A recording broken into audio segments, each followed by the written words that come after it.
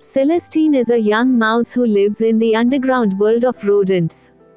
At the orphanage where she lives, the caretaker known as the Grey One tells scary story.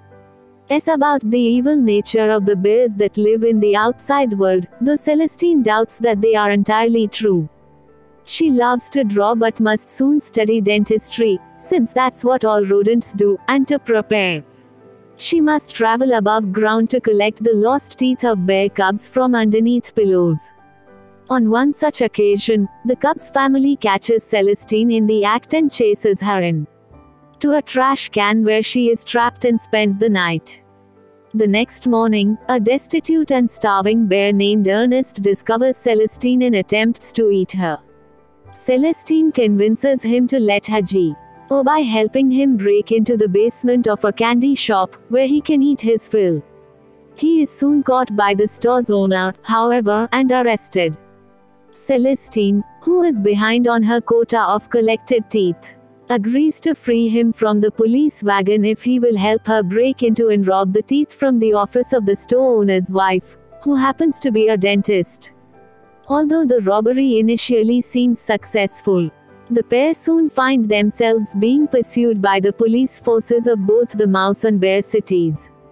They manage to evade capture by stealing a van, and escape to Ernest's remote cabin.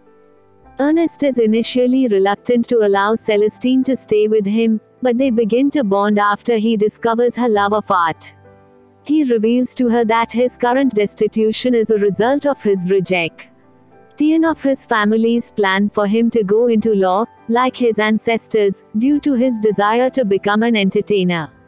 The two spend the winter happily together, though their joy is somewhat dampened by a constant radio broadcasts declaring that both police forces are still searching for them, as well as how civil unrest has become rampant around both of their homes, with the once submissive and complacent poor now rising up against their upper-class oppressors.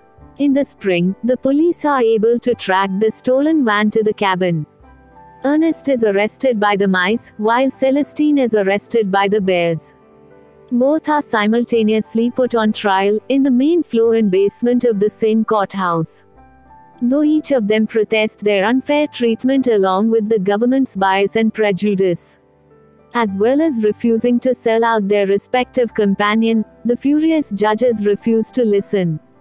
Ernest and Celestine then call the judges and the rest of the higher class out on their cruelty to the lower class common folk. During the proceedings, a fire is accidentally started in the courthouse, and while the rest of the citizens flee despite the furious judges' demands to stay, Ernest and Celestine each stay behind to rescue their respective judges.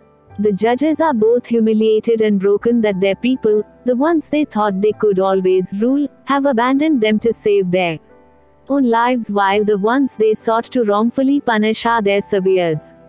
Having truly admitted defeat in their own hearts, the shameful judges drop the charges against them and have no other choice than to grant their wish to be able to remain living together. All the while, the judges express their inability to comprehend the concept of unconditional bonds, and can only watch along with the taken populace of each place as the courthouses burn to the ground.